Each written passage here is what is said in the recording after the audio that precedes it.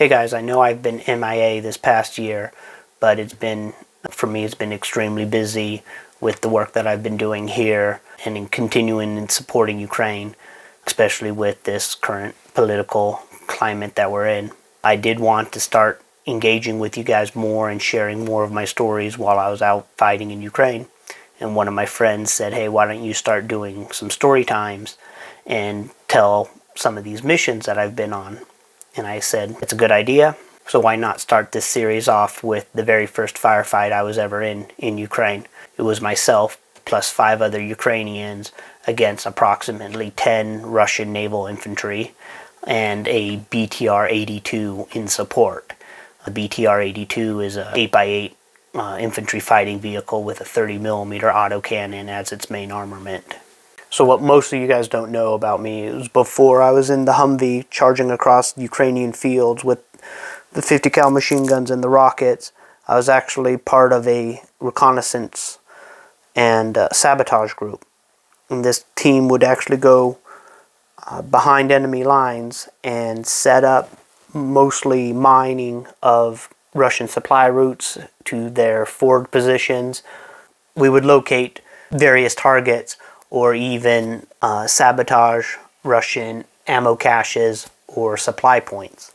We actually had to do by going behind enemy lines in order to execute these kind of missions, and this is actually what one of these kind of missions was. So here was the mission. Up here, this was Russian-held territory. Down here, this is Ukrainian-held territory. This is north. North is facing down this way. This position, this Ukrainian position here, this used to be a Russian position, but when Russia lost steam in trying to capture Mykolaiv, they were actually pushed back, and Ukraine was able to capture this position. So basically the mission was this. Our reconnaissance group is going to go into Russian-held territory up here and conduct various reconnaissance missions, as well as planting anti-tank mines on known Russian supply routes that were used to resupply Russian positions in the area. There was this tree line right here, and it made basically this square, this rectangle. Here to here is about 500 meters. From here to another tree line that was up here, that was roughly 2 kilometers, 2,000 meters. From this tree line to the tree line that was down here, that was Ukrainian-held territory. Again, this is approximately 1 kilometer. And then down here, we actually had this hardball road. A hardball road is a paved road, an asphalt road. And then from the road to the Ukrainian position is approximately another 0.5 kilometer. But from this tree line to this tree line, this field, this is all open field. They had some dirt roads and stuff, so we had a dirt road that did go up this way. It cut over this way, and it actually went up along this side of the tree line. And so there was just basically just a dirt road that led to this tree line. Up here were some LPOP style positions. LPOP is a observation listening post. Basically just fighting positions, covered positions, concealed positions. Russians were using them to, observe this field and stuff, but they have since been abandoned. We did know that somewhere in this tree line there was at least a couple of Russian observation and listening posts as well, but not on this side of the tree line due to the intelligence we had at the time. And then there was also basically a dirt road that went up here, and then I believe, as I recall, the dirt road went behind the Russian position right here, or the old Russian position, the Ukrainian position right there. So the Humvees dropped us off right here at this intersection down here. We got out. We had a ruck all the way all the way up into the Ukrainian position right here. So the Humvee dropped us off sometime around 11 p.m. We arrived to the Ukrainian positions right here approximately around midnight. From there, the group broke into 3 different teams.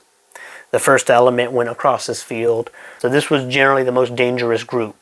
Again, we don't know if this LPOP is being occupied by the Russians. So this assault unit, which had the mission commander part of it, they went forward to secure this LPOP to make sure that there were no Russians in that LPOP. They then signaled back to us, and then the second group went forward to the LPOP and linked up with the first group. Once the second group got there, the third group would go forward. That was my group. It was myself and 5 other Ukrainians, basically the greenhorns, the new guys.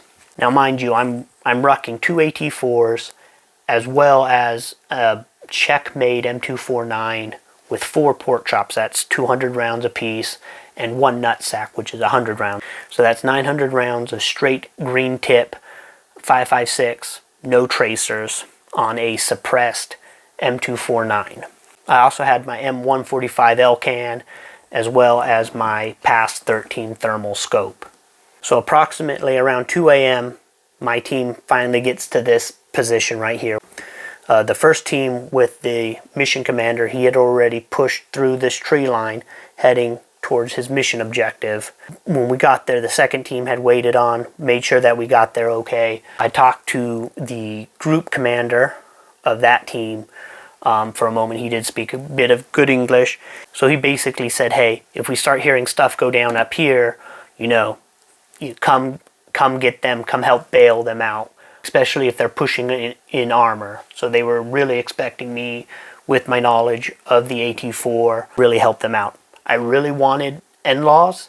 However, we did not have NLAWs to spare, and I really wanted a javelin. I knew we had a javelin down here in this position, but they really didn't want to risk that piece of kit going up basically behind enemy lines, just in case we weren't going to be able to bring it back. So the second group goes up, links up with the first group, and myself and the 5 other Ukrainians were just waiting here. The sun's starting to rise at this point in time. It's now really early in the morning. And as the sun starts rising, you have how you have that black sky, and then you have that blue sky starting to rise, and then on that horizon you can see that strip of orange. I'm now starting to get a bit worried. The mission was supposed to be a quick in and out. And as the sun starts rising, we're losing our greatest advantage, which is, our ability to operate in the night. The field is still pitch black. This tree line's still pitch black. I have my PAS 13. I'm scanning this tree line, trying to see if there's any thermal signatures. I'm scanning our tree line, trying to see if, there's any thermal signatures of our guys coming back. Just as I'm thinking, where the hell are these guys? Why aren't they back right now? We actually, up here, we start hearing a firefight break out. So at first it's just small sporadic gunfire that we can hear, and then just immediately it was just a huge firefight going on up there. So I was like, okay, great. I guess we're going to be going here soon. So I'm with the Ukrainians. One of them speaks okay English. The other guys don't really speak too much English. And I'm talking with this guy. I'm like, all right, we might have to go forward.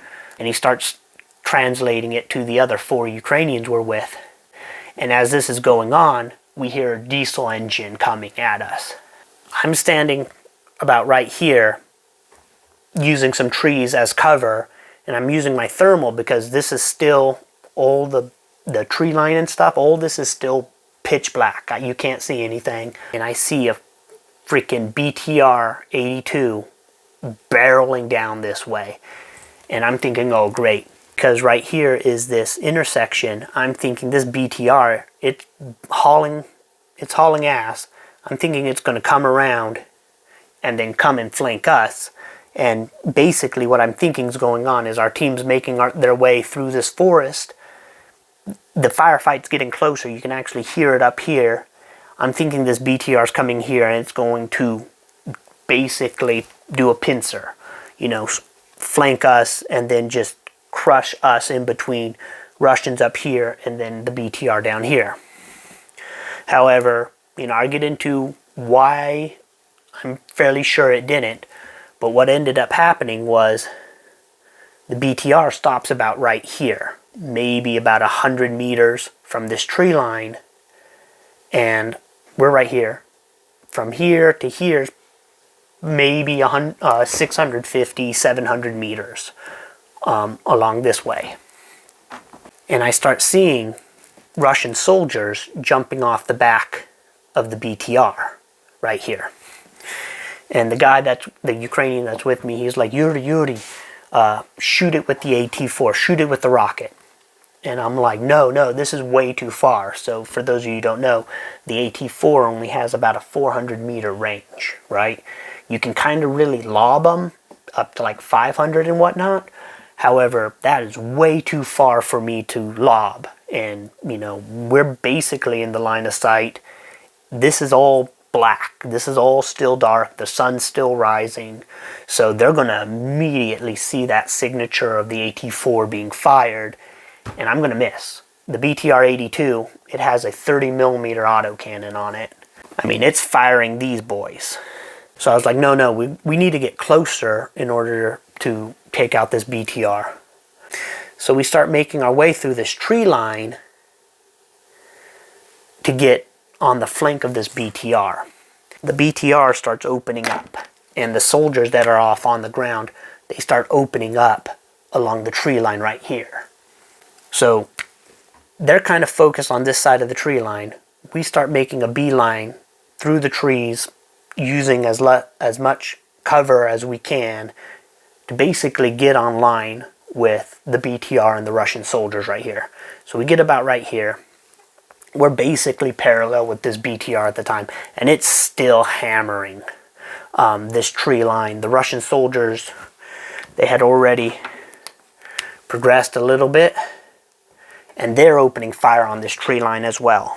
Take my PAS-13, I equipped it onto the AT-4. This one had this plastic Picatinny rail that unfolded from it. These were the AT-4 CSs, by the way. And I judge we're probably about 150 meters away from the BTR. So I prepare the one AT-4. I talk to the Ukrainians. I say, nobody shoot. We need to destroy the BTR first. So nobody else fire. And they were all in agreement. So I take aim, make the AT-4 ready to fire, put it on my sight through my PAS-13 thermal, take aim, fire. I freaking missed. But not only did I miss, like it goes from here, the rocket flies past the BTR and then explodes in the tree line right behind the BTR. The BTR sees this explosion right next to it, and it's like, yeah, no. And he nopes out of there. So the BTR starts heading back this way at full speed. I'm fumbling with the second AT-4 trying to get my PAS-13 on it because, again, this is really low light. And then by the time I get the PAS-13 up on it, the BTR is all the way, maybe a kilometer away at this time. But it left all these soldiers right here. So what ended up happening were all these soldiers are right here. And they're still shooting at the tree line in this general direction. So we start opening up on these guys. I got my suppressed M249, and the other guys, they had suppressed AKs. So we're right here. We start engaging the Russians from this position right here. They have no idea we're on their flank. They start having rounds dropping around near them. So this whole field is, this dead, whatever they were growing in the field, wheat or sunflowers or whatever. So it's all, kind of just dead stalks. So we're prone and crouched in this area. We can kind of see these guys' head pop up by these stalks, these dead stalks that were out there. And then we would, put some rounds in their general direction, and then you would just see them drop again. And then we would switch over to another guy would start suppressing him, he will drop, and then the first guy would get up. So this goes on for a couple minutes. Still have no idea we're engaging them from their flank. And by this time, a couple of the guys, they start running out of ammo. And the Ukrainian that speaks English, he's with me, and he's like, you know, Yuri, let's go back to this area, right? And I was like, you know, yeah, that's probably a good idea. At this time, we hear the first cluster munition fly in. And cluster munitions, what they generally sound like, they sound like a normal artillery shell. You would hear a kind of a distant pop, and then you'd hear the whistle. So you hear a regular HE shell, you hear the of the round exploding. But with these cluster munitions, you hear this, and then you hear another pop in the air. You hear, and if you're nowhere near the submunitions, you just hear on the ground. But if they deploy above you, you actually hear fabric, like the tails of the submunitions fluttering in the air as they're coming down on top of you. I've actually had the displeasure of being in a trench when the submunitions have been falling around me, so that's a very eerie feeling. But just basically think of a flag on a windy day, that cloth rustling noise. So we hear the first submunition round coming in. It pops, it's somewhere. But now we know that they're starting to dial in artillery onto our position. So I'm like, yeah, let's get out of here. By this time, too, I'm on my last pork chop. I load it into my M249, bring in the belt, and then I tell the first group of guys, so the first four guys, they don't really speak English. I tell the one Ukrainian guy to send those guys back. They all go back to the position that we were at earlier. And it's myself and the one Ukrainian that speaks English. So at this time, the four Ukrainians that don't speak any English, they head back to the position here. The one Ukrainian that does speak English, he kind of hangs out with me. I'm down to my last pork chop, and then I still have the nutsack on my plate carrier. So I load the pork chop. The Russians that were right here, they're now starting to fall back into this tree line right here. And they're all gone. They're, you know, inside this tree line. So what I do is I load the pork chop, I stand up, and I just start hosing this tree line. By the time I get done with that pork chop, I'm fairly certain that the guys are either halfway or most of the way to the position there. I crouch down, I prepare, I grab the pork chops that were on the ground that I had taken out, I throw them back into my rucksack, I make sure my PAS 13's inside the 3-day assault pack, I zip it up. The one AT4 that I did not use, I then re-secure it to the bottom of the 3-day assault pack, because if I had it on the right side of the 3-day assault pack, all that weight of basically an empty assault pack with a AT4 on one side is just going to pull me off to one of the sides. And then we start running back through this tree line, you know, as cautiously but as expediently as possible. So we're both running back to the old position. When we get there, the only people that are there is the mission commander and 2 of his guys. And he sees me, and right now the sun is pretty much getting high. You know, there's now kind of light in the tree line itself, and he sees me coming up, and he's like, Yuri, это ты. Yes, I know he's speaking Russian. A lot of Ukrainians speak Russian as their primary language. Don't let Russian propaganda fool you. And I'm like, что? And then he's like, says something really quickly, and the Ukrainian guy that's with me, he's like, da, Yuri, ba-da-da-da-da-da.